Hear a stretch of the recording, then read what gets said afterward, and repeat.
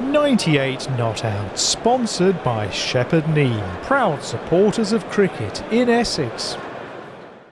Now, yesterday, while lounging around in my palatial home that I live in, I was flicking through Twitter and I came across a tweet from someone at Dunblane Cricket Club, and I thought, oh, Dunblane, I remember that from the news headlines a few years ago, and I started reading the tweet, and it was quite interesting about how they are trying to resurrect cricket up there and get the kids involved, and they've got a big thriving junior section where so far they've been training in sports halls and school halls and whatever else, but they need a pitch, and they're trying to find a pitch, and they've started a crowdfunding page to try and raise money to get this pitch.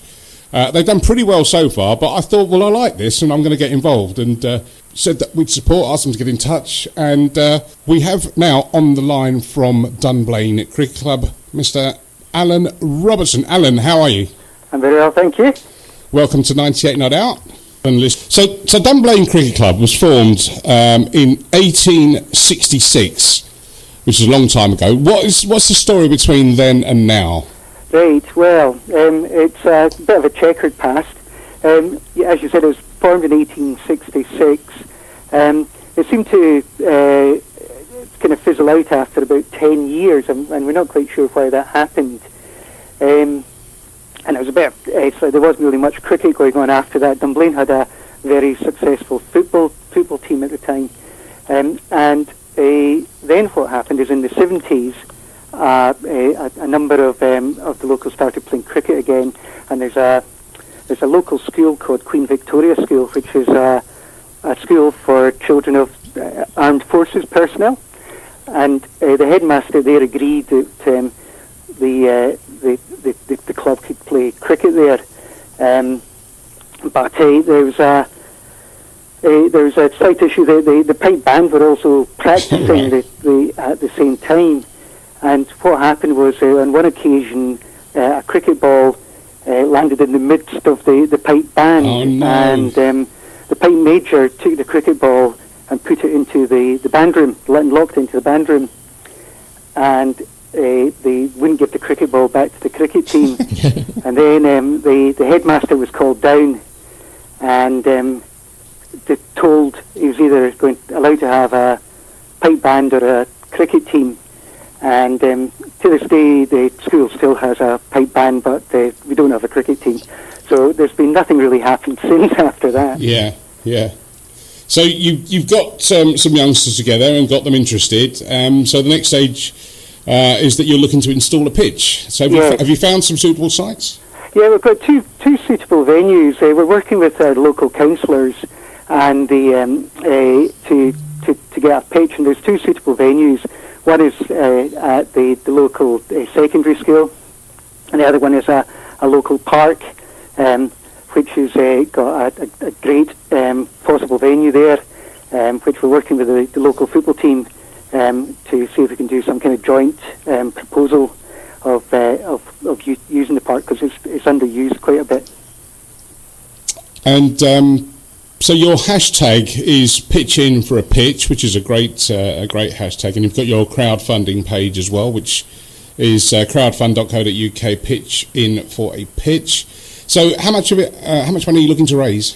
Well, we're looking to raise 5,000. The actual cost of to get the pitch is about 7,500. But we didn't want to, because of the current it's like a situation with COVID-19.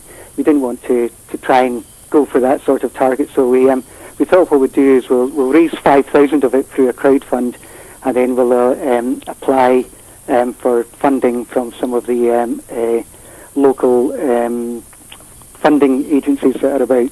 Yeah. So we're doing pretty well right now. Of the £5,000, we're £4,550, I think it is, or sorry, £20 right now. So we're really close. It's just changed really dramatically in the last day. It was quite. What's happened in the last day? Tell me. We need to thank a couple of the friends of the show who have also offered their support. Mark Butcher and David Gower have both put out messages for you, haven't they? They have. That was a very, very pleasant surprise. It's like we posted them on our own Facebook and Twitter page, and I think there's a bit of envy from some of the other cricket clubs up here. So these new boys have come along and got these kind of heroes of cricket posting messages for us. Well, I think it's such it's almost like the romance of cricket that, on this show and a lot of others, we'll talk about test matches and internationals and big star players, but it's also just as important to remember the grassroots stuff. And a story like yours, I mean, that's what caught my eye yesterday. It's really what it's all about. And, if we can help each other, and we talk a lot on here about cricket family, and this is just such a great example of that, where we can get people to support each other. So, hopefully we can get you over the line, and then you can, we'll come up and have a look at this pitch being installed. Yeah, that would be fantastic. We're absolutely delighted with what's been happening in the last few days. It's been brilliant. And there's been a lot of jokes about the local clubs about jealousy. They've actually been really, really helpful and encouraging. And I think in the current circumstances, it's quite a positive message that's going out. That we're trying to build something rather than, it's like I think a lot of the clubs are saying that it's like they're trying to survive. It's like we're trying to start something new. So I think it's kind of set the imagination alight around here. Well, I think it is, and I think you're right. I think the other clubs have been supportive. I've seen a few retweets and whatever else, and again, it kind of reflects the sort of the cricket family thing. Talking of Dunblane and the sporting map, of course, that's where you've got a couple of tennis players up there, haven't you? Yes. Have they been alerted to? No, well, we have alerted them, but they've obviously been busy doing their own tennis thing at the moment. Right, okay. Battle of the Brits. But their mum, Judy, she kindly retweeted our message, our funding request. So she's been helping us out. Oh, well done! Excellent indeed. Well done her. Alan, we wish you good luck with it. We'll stay in touch, and we'll definitely when you get up over the figure, we'll get you back on and talk about what some of the stuff you're going to do and some of the young teams you're going to be running. That would be brilliant. And we'll get in when we're allowed to, and we'll get in the car and get up the A1 and have a bit of Dunblane hospitality. Yep, definitely. You're more than welcome. Brilliant. Alan, thank you very much for your time. Okay, thank you. Take care. Bye. Bye now.